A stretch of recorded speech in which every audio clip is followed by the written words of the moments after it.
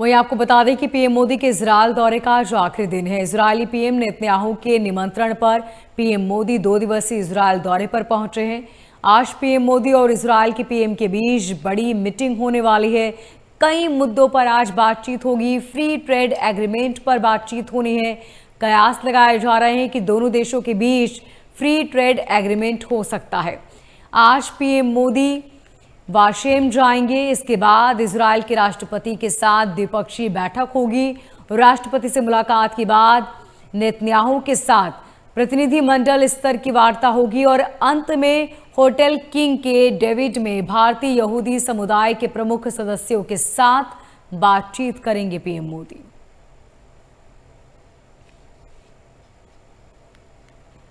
आपको बता दें कि पीएम मोदी 2 दिवसीय इजरायल दौरे पर हैं। आज उनके दौरे का दूसरा दिन। इसी बीच इजरायली प्रधानमंत्री नेतन्याहू और उनकी पत्नी सारा नेतन्याहू ने हवाई अड्डे पर पीएम मोदी का स्वागत किया और इसके बाद पीएम मोदी और इजरायली पीएम के साथ द्विपक्षीय वार्ता हुई। बुधवार को ही पीएम मोदी ने इजरायली संसद को संबोधित किया।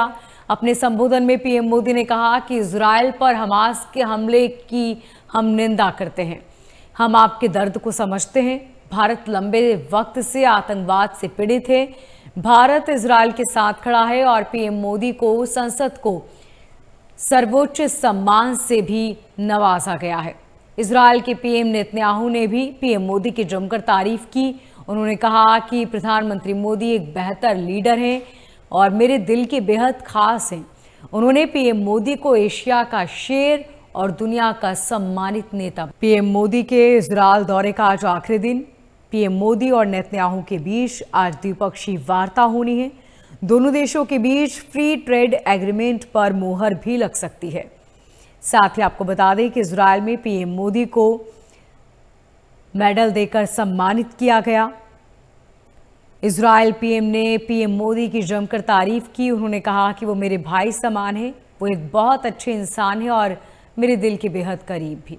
आपको बता दें कि फ्री ट्रेड एग्रीमेंट पर मोहर लग सकती है। कयास लगाए जा रहे हैं भारत को क्या मिलेगा इस यात्रा से, वो हम समझने की कोशिश करेंगे। हमारे साथ 2 मेहमान जुड़े हैं, अर्थशास्त्री आकाश जिंदल जी और विदेश मामलों के जानकार प्रोफेसर प्रमोद कुमार। आकाश जी, सबसे पहले आपसे सवाल, मुझे बताएं कि डिफेंस सेक्टर को लेकर कहा जा रहा है कि बहुत बड़ी डील हो सकती है। फ्री ट्रेड एग्रीमेंट को लेकर कहा जा रहा है कि बहुत जो हम कयास लगाए जा रहे थे वो संभव हो पाएगा। जी हाँ, बिल्कुल। फ्री ट्रेड एग्रीमेंट की बात करें, यहां मैं मुबारकबाद दूंगा प्रधानमंत्री मोदी साहब और उनकी पूरी टीम को। जो एफटीएस हम कर रहे हैं पिछले कई सालों से अलग अलग कंट्रीज के साथ, चाहे यूके के साथ, चाहे डील हमारे न्यूजीलैंड के साथ, ओमान के साथ और कंट्रीज के साथ उससे पहले होती आई है, उसका हिंदुस्तान की इकोनॉमी को बहुत फायदा हो रहा है। देखिए, आज हिंदुस्तान दुनिया की बड़ी इकोनॉमी में से फास्टेस्ट ग्रोइंग इकोनॉमी है। और ये बात आकाश जिंदल या आकाश जिंदल डॉट इन नहीं करे, अब तो वर्ल्ड बैंक कह रहा है 7.2% जीडीपी ग्रोथ हिंदुस्तान की इस साल 2025-26 में होने वाली है। तो इजराइल के साथ अगर एफटीए होता है, जिसकी संभावना लगती है, काफी फायदा हो सकता है, क्योंकि टेक्नोलॉजी के एरिया में, उसके अलावा वाटर मैनेजमेंट, एग्रीकल्चर के एरिया में, साथ ही साथ डिफेंस के एरिया में बहुत कुछ है जो हम आपस में शेयर कर सकते हैं। पुरानी मित्रता है हमारी। फिर हमारे प्रधानमंत्री मोदी साहब की जितनी तारीफ की जाए कम है। जहां भी जाते हैं उन्हें बहुत सम्मान मिलता है, अलग अलग कंट्रीज में उन्हें अवार्ड मिलते हैं और नेतन्याहू के साथ उनकी अच्छी दोस्ती है। नेतन्याहू साहब ने हिंदुस्तानी परिधान भी पहना, बहुत अच्छा लगा हम लोगों को देख के। तो कहीं ना कहीं ये इकोनॉमिक पार्टनरशिप में भी बदलने वाली है। देखिए, आज दुनिया ग्लोबल स्लोडाउन से गुजर रही है। दुनिया की अलग अलग इकोनॉमीज की जीडीपी का आपको हालत बताऊं बहुत खराब है। ऐसे में भी हिंदुस्तान जो इतनी तरक्की कर रहा है, ये कहीं ना कहीं जो हमने टाई अप्स किए हैं, एग्रीमेंट्स किए हैं, और अभी तो दुनिया ने चर्चा करनी शुरू किया मात्र लास्ट ईयर के एफटीएस की, जब से टैरिफ्स लगे हैं। प्रधानमंत्री मोदी की सरकार जब से पावर में आए हैं, ये टाई अप्स करते जा रहे हैं। इसीलिए देखिए, हमारी सरकार ने इतनी सूझबूझ से काम किया। इन्होंने चाइना की तरह कभी भी मल्टीलैटरल एग्रीमेंट नहीं किए कि 12-15 देश आ गए, क्योंकि उसमें क्या होता है, actual advantage is very limited, because every country has its own agenda, every country has its own approach.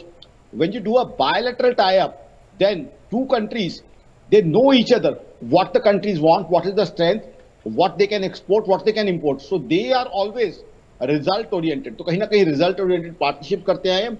और इसराइल के साथ हमारी मित्रता भी है, हमारे प्रधानमंत्री साहब की मित्रता है नेतन्याहू साहब के साथ, तो इसका हमें फायदा मिलने की बहुत संभावना है। टेक्नोलॉजी के क्षेत्र में इसराइल कई चीज़ों में काफ़ी एडवांस्ड है, डिफेंस रिसर्च में भी जाहिर सी बात है वो लोग एडवांस्ड हैं।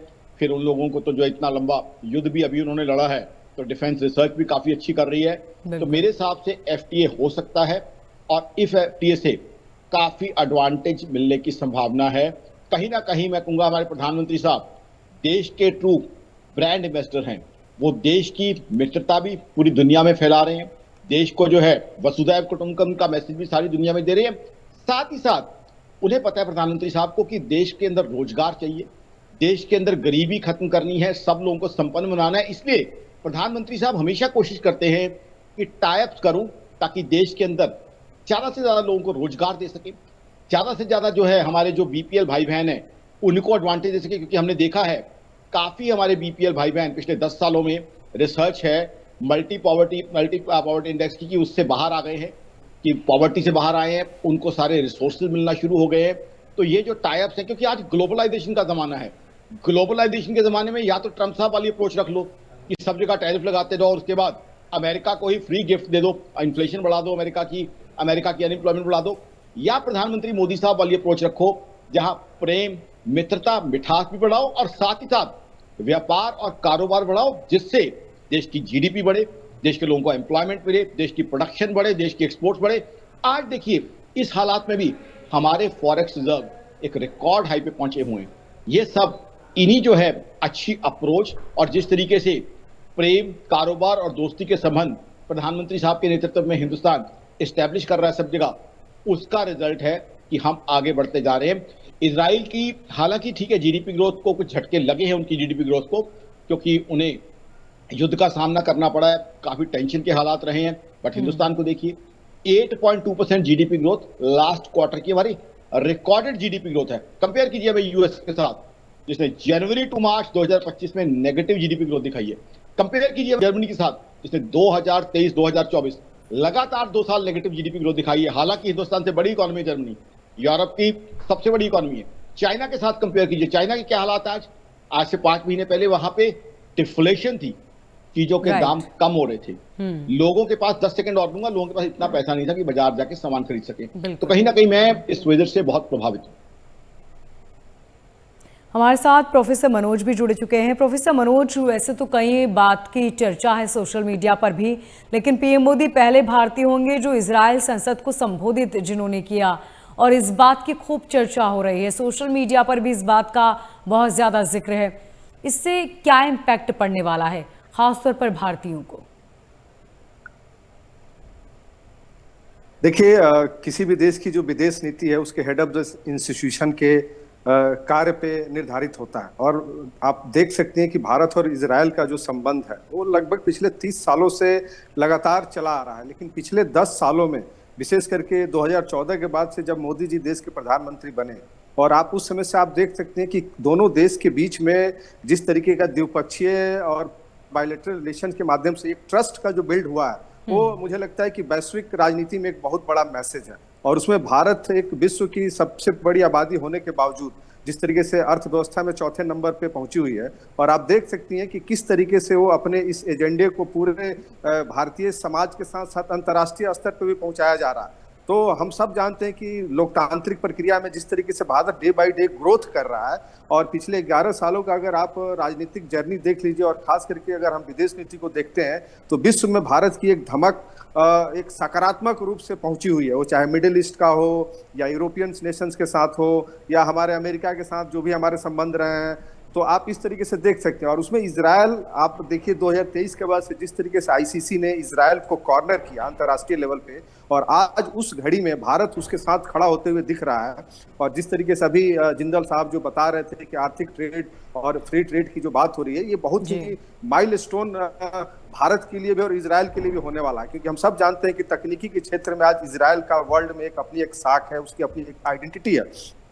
और भारत एक विश्व का जिस तरीके का एक सबसे बड़ा पॉपुलेशन वाला देश होने के साथ साथ लोकतांत्रिक प्रक्रिया को अपना के सारी चीजों को एक्सिक्यूट करके वर्ल्ड में अपने पोजीशन को स्थापित करने वाला एक देश, इकलौता देश है। तो आप समझ सकती हैं कि जिस तरीके से एक मल्टी अलाइनमेंट की तरफ भारत बढ़ता है। और आप देखिए मिडिल ईस्ट में जिस तरीके का टेंशन क्रिएट रहा है, और चाहे आप जिस तरीके से नाटो ने भी जिस तरीके से आज एक तरीके से इजराइल को कॉर्नर करने का प्रयास किया, और उस स्थिति में भारत खड़ा हो रहा है, तो ये दिखाता है कि दोनों देशों के बीच में एक आपस समझदारी बढ़ी है, दोनों के नेताओं के बीच में ट्रस्ट बिल्डअप हुआ है। और नो डाउट कि आने वाला जो समय है वो टेक्नोलॉजी का है। और इसमें जिस तरीके से भारत ने अभी पिछले दिनों दिल्ली में जो AI समिट हुआ, उसमें लगभग 20 से ज्यादा देशों के राष्ट्राध्यक्ष आए और सबने अपनी अपनी बात भारत के साथ साझा किया। और उसी क्रम में आप देख सकते हैं कि अभी मोदी जी का इजराइल में जाना और वहां में उनको वहां का सर्वोच्च सम्मान देना स्पीकर के द्वारा, तो ये समझ सकते हैं कि भारत की आज जो डिप्लोमेसी है और जो उसकी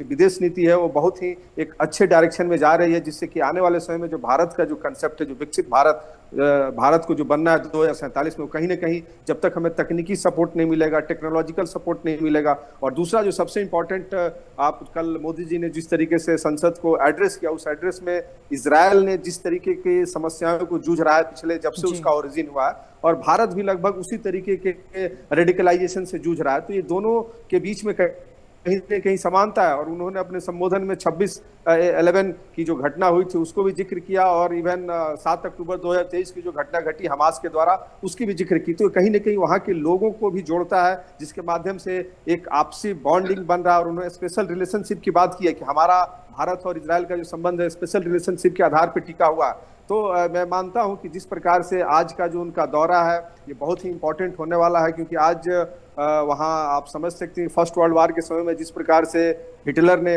लगभग 7 लाख यहूदियों को इस तरीके से मारा, उस मेमोरियल सेंटर में मोदी जी जाने वाले हैं। और उसके बाद उनकी जो 11 बजे जो एक बायलैटरल जो ट्रीटीज होने वाली है उसमें बहुत सारी चीजें निकल के आएंगी, जो कि अभी जैसे आपने बताया कि सोशल मीडिया पे और खास करके जो इंडियन पॉलिटिकल सिस्टम में जो चर्चाएं चल रही हैं उसमें हो सकता है कि जो आयरन ड्रोन है डिफेंस को ध्यान में रखते हुए उसका समझौता हो सकता है, फ्री ट्रेड एग्रीमेंट की बात हो सकती है, डाटा सेंटर बनाने की बात हो रही है, और खास करके जो टेररिज्म है जिससे सबसे ज्यादा प्रभावित भारत रहा है उसमें कहीं ना कहीं दोनों देशों के बीच में एक सहमति बनेगी, और उसको अंतर्राष्ट्रीय स्तर पे किस प्रकार से इस तरीके की गतिविधि को अपनाने वाले लोगों को एक्सपोज किया जाए, वो कहीं ना कहीं एक पॉजिटिव मैसेज की तरफ लेके जाएगा। जी आकाश जी। जी देखिए, सबसे इंपॉर्टेंट है जो हमारी फ्री ट्रेड एग्रीमेंट्स होते हैं, जो ट्रेड एग्रीमेंट्स हो रहे हैं वो अलग अलग डायरेक्शंस में, अलग अलग कॉन्टिनेंट्स में हो रहे हैं। तो सबसे ज्यादा मैं तारीफ करूंगा प्रधानमंत्री मोदी साहब की, हमारे फाइनेंस मिनिस्टर साहिबा की और उनकी टीम की, कि हमने अपने एफटीएस को डाइवर्सिफाई किया हुआ है। ग्लोबल इकोनॉमी के हिसाब से बड़ा रेलिवेंस होता है। देखिए कहाँ ओमान, कहाँ न्यूजीलैंड, कहाँ यूके, कहाँ इजराइल। तो ये डाइवर्सिफिकेशन जो है ये इंडियन इकोनॉमी की ग्रोथ को बैलेंस करेगी और बहुत अच्छी स्पीड देगी। सबसे अच्छी ये बात है कि चाइना ने क्या किया, OBOR बिल्ड किया, अपने आसपास के कंट्रीज के अंदर जो है पैसा इन्वेस्ट करना शुरू किया। हालांकि चाइना ने अपनी जो उनका डोमिनेट करने का स्वभाव था उसके चलते हुए पैसा फंसाया ही है, नुकसान ही उठाया। बट हमने जो FTAs किए हैं उससे देखिए कितना हमारा ट्रेड बढ़ गया, कितना हमारा एक्सपोर्ट बढ़ गया। आज देखिए डिफेंस के अंदर हम एक्सपोर्टर हैं, आज देखिए मोबाइल फोन्स के हम एक्सपोर्टर हैं, आज ऑटोमोबाइल्स के अंदर हम एक्सपोर्टर हैं, आज ऑनलाइन ट्रांजैक्शन में दुनिया के बादशाह हमें, सबसे ज्यादा ऑनलाइन ट्रांजैक्शन दुनिया में हमारे यहाँ हो रही है। तो कहीं ना कहीं इकोनॉमी को एडवांटेज मिल रहे हैं। देखिए ये रेलेवेंस समझना पड़ेगा, अलग अलग डायरेक्शन में अलग अलग कंट्रीज के साथ FTA हमारी इकोनॉमी को डाइवर्सिफिकेशन देंगे। रशिया यूक्रेन वॉर के समय हमने देखा एक रीजन में अस्थिरता होती है तो उसका इंपैक्ट क्या पड़ता है। Russia was supplying gas to a huge component of Europe, and Europe was not taking that gas through any of the trucks or containers. They were taking it through pipeline. The pipelines were stopped and energy was not reaching. But India is not doing that. What we are doing is we are diversifying our trade. तो कहीं ना कहीं ये जो trade diversification की policy प्रधानमंत्री मोदी साहब के नेतृत्व में हिंदुस्तान कर रहा है, ये कहीं ना कहीं इसके अंदर एक बहुत विजनरी सोच है। कहीं ना कहीं ट्रंप टैरिफ, चाहे हमने उनके साथ टाई अप कर लिया, हालांकि वो टाई अप आगे चलता है कि नहीं, क्योंकि ट्रंप साहब के खुद के टैरिफ ही सुप्रीम कोर्ट ने वहां स्क्रैप कर दिए हैं, लेकिन उसके बावजूद हम टैरिफ का भी आगे का समाधान निकाल रहे हैं क्योंकि हम डाइवर्सिफाई कर रहे हैं। और सबसे बड़ी बात, प्रधानमंत्री मोदी साहब की मित्रता देखिए, सबसे प्रसन्नता हम सब भारतीयों को इसलिए मिल रही है। कल मैं तमाम नेशनल चैनल्स पे था, जब देखा नेतन्याहू साहब ने हिंदुस्तानी कपड़े पहने, हिंदुस्तानी परिधान। जी अब जी ग्लोबल जी। पॉलिटिक्स में इसका तो बहुत रेलिवेंस है। कहीं ना कहीं वो मोदी साहब के प्रति अपनी मित्रता, अपनी दोस्ती का इजहार कर रहे हैं। और बात सिर्फ मोदी साहब और नेतन्याहू साहब की दोस्ती की नहीं, उस दोस्ती का फायदा पूरे भारत को मिलेगा। कहीं ना कहीं जैसे पीछे हमने देखा मोदी साहब और पुतिन साहब की दोस्ती, कितनी अच्छी केमिस्ट्री थी जब दोनों मित्र एक गाड़ी में बैठ के मित्रतापूर्ण संवाद कर रहे थे। सारे देश ने उसकी बिल्कुल। प्रशंसा की। तो India gets advantage because of that. Now because of the friendship of India and Russia, there was a time when we were getting discounted crude, that too we were paying in Indian currency. So कहीं ना कहीं उसका advantage मिलता। और situation ये थी, we were importing Russian crude, refining it in India and exporting it to Europe. तो कहीं ना कहीं बिजनेस इकोनॉमी को उसका बहुत फायदा मिलता है। और बिजनेस इकोनॉमी को फायदा मिलता है तो जो देश में हमारा एक लक्ष्य है, सब हमारे भाइयों को रोटी, कपड़ा, मकान, हेल्थ, एजुकेशन, सब चीजें देना, उसमें हमें कहीं ना कहीं तरजीह मिलती है। आप देखिए आज ग्लोबल स्लोडाउन के जमाने में भी हमारा डेफिसिट कितना कम प्रोजेक्ट किया गया बजट से। वो ये कहीं चमत्कार से तो नहीं हुआ। ये जो सरकार के एफर्ट्स हैं, सरकार की कहीं ना कहीं बुद्धिमत्ता है, सरकार का जो लॉन्ग टर्म विजनरी एटीट्यूड है, आगे आने वाली प्रॉब्लम्स को फोर्सी करना और उसके सोल्यूशन निकालना, इसीलिए तो ये सारा कुछ हो रहा है। इतना अच्छा हमने बजट दिया इस बार, चाहे सेमीकंडक्टर का प्रोविजन हो, चाहे हमारा जो है बायोफार्मा का प्रोविजन हो, चाहे आर्टिफिशियल इंटेलिजेंस का हो। वो कहीं ना कहीं हिंदुस्तान का मैसेज है सारी ग्लोबल इकोनॉमी को कि हाँ, हिंदुस्तान अब ग्लोबलाइज हो रहा है। ग्लोबलाइज हो रहा है तो ग्लोबल मित्रों से हम अपना व्यापार भी बढ़ाएंगे। और एक चीज आप कोरिलेशन देखेंगे, पिछले 50 साल की आप इकोनॉमिक हिस्ट्री और पॉलिटिकल हिस्ट्री देखें, जहां बिजनेस बढ़ता है, जहां व्यापार बढ़ता है, वहां मित्रता बढ़ जाती है। क्योंकि जब कारोबार बढ़ता है, पीपल टू पीपल डायलॉग्स होते हैं, कंपनियां जाती हैं, तो कहीं ना कहीं कंट्रीज की मित्रता भी बढ़ती है, क्योंकि दोनों फायदा कमाते हैं व्यापार से। ऐसा तो कभी होता नहीं कि एक कंट्री को फायदा हो, दोनों countries they stand to gain. तो व्यापार जो है कहीं ना कहीं मित्रता भी बढ़ाता है, दोस्ती भी बढ़ाता है, संबंधों को भी मजबूत करता है। तो मेरे हिसाब से बहुत अच्छे एफर्ट्स हैं और बहुत अच्छी विजिट रही है। और फिर सबसे अच्छी बात, हमारा इंडियन डायस्पोरा, किस तरीके से प्रधानमंत्री साहब का स्वागत हुआ है। और एक चीज हमें देखनी पड़ेगी, इंडियन डायस्पोरा भी हमारा हर कंट्री में अब नंबर्स में भी बढ़ता जा रहा है और वहां उसकी पोजीशन भी अच्छी होती जा रही है। ये भी आपको बता रहा हूं, आगे 10 साल बाद ये रिसर्च होने वाली है। मेरी ऑर्गेनाइजेशन आकाश का मानना है कि जिस तरीके से हिंदुस्तानी डायस्पोरा हर कंट्री के अंदर नंबर्स में भी और परफॉर्मेंस में भी, क्योंकि हर कंट्री के अंदर जाके हमने अचीवर्स पैदा किए। हमारे जो हिंदुस्तानी डायस्पोरा है उसमें जो बहुत लोग हैं जो उस कंट्री के बिजनेस में, पॉलिटिक्स में, इकोनॉमी में अच्छा रोल प्ले कर रहे हैं, तो वो भी कहीं ना कहीं हिंदुस्तान की स्ट्रेंथ को दर्शाता है। और वो भी कहीं ना कहीं हिंदुस्तान की मित्रता और व्यापारिक संबंध वहां पे प्रगाढ़ करता है। हिंदुस्तान की मित्रता और व्यापारिक संबंधों में कहीं ना कहीं जाके स्ट्रेंथ आती है। अभी आपको पता है, मैं खुद यूएस के इतने चैनल्स पे आता हूं, तो मेरा ये मानना है कि जो हिंदुस्तान और यूएस की डील हुई है, उसमें जो हिंदुस्तान की आईटी कम्युनिटी है जो यूएस में बैठी हुई है, जो अपने बहुत ही कॉर्डियल और फ्रेंडली और पीसफुल जो है अप्रोच वाले लोग माने जाते हैं, उसकी वजह से एक और ये एक स्ट्रेंथ थी हमारे लिए कि हमारा उनके साथ टाई अप हुआ और एग्रीमेंट हुआ। क्योंकि हिंदुस्तानियों को वहां पे क्वालिटी प्रोफेशनल माना जाता है, साथ ही साथ हमारे प्रोफेशनल वहां पे एक बहुत ही कॉर्डियल, फ्रेंडली और पीसफुल वे में वहां पे काम करते हैं और लोग उनसे मिलना जुलना पसंद करते हैं। वो कहीं बिल्कुल ना कहीं ठीक कहा हिंदुस्तान को उसका आपने advantage आकाश मिल जी, रहा है। क्योंकि जिस ड्रेस की आपने बात की वो भी नेतन्याहू ने पोस्ट किया सोशल मीडिया पर। उन्होंने कहा कि आज भारतीय परिधान में हूँ और पीएम मोदी बहुत खुश होंगे। यहाँ तक कि उन्होंने पीएम मोदी को अपना भाई बताया। लेकिन पाकिस्तान बहुत ज़्यादा बौखलाया हुआ है। पाकिस्तान ने कहा कि ये साजिश है और इसके बाद जो तमाम आपसी देश हैं वो उलझ जाएंगे। बहुत से देशों से उनका भारत का जो है वो दुश्मनी भी हो जाएगी। इसको लेकर आपका क्या कुछ कहना है? देखिए, पाकिस्तान को तो एक ही बीमारी है, पाकिस्तान को कहीं ना कहीं जो है जलन की बहुत ज्यादा बीमारी, और होनी भी चाहिए बेचारों को। अब तो तरस आता है बेचारों पे। आप देखिए कहाँ हमारी ग्रोथ, कहाँ 8.2% जीडीपी ग्रोथ, कहाँ देखिए इनकम टैक्स कलेक्शन में 8% ग्रोथ, कहाँ जीएसटी कलेक्शन दिसंबर तक 17 लाख करोड़। ये तो हमारे हिंदुस्तान का डेटा है। अब उन बेचारों का देखिए हाल क्या है। एक एक किलो आटे के लिए तो खूनी जंग हो रही है। तब बेचारे करें तो क्या करें। अब उन पे तो जो है हालत क्या है। हमारे यहाँ देखिए, हम आज की तारीख में ग्लोबल लेवल की कंपनीज पैदा कर रहे हैं। हमारी कंपनीज में इन्वेस्ट करने के लिए यूएस से लेके, यूरोप से लेके दुनिया भर से लोग आते हैं, क्योंकि हमने ग्लोबल जायंट्स पैदा किए हैं, ग्लोबल कॉर्पोरेट्स पैदा किए हैं। हमारे आईटी प्रोफेशनल्स, उन्होंने अमेरिका में जाके झंडा गाड़ा है, लेकिन पाकिस्तानी कह रहे हैं हम भी कम नहीं है, उन्होंने भी ग्लोबल लेवल के टेररिस्ट पैदा किए हैं।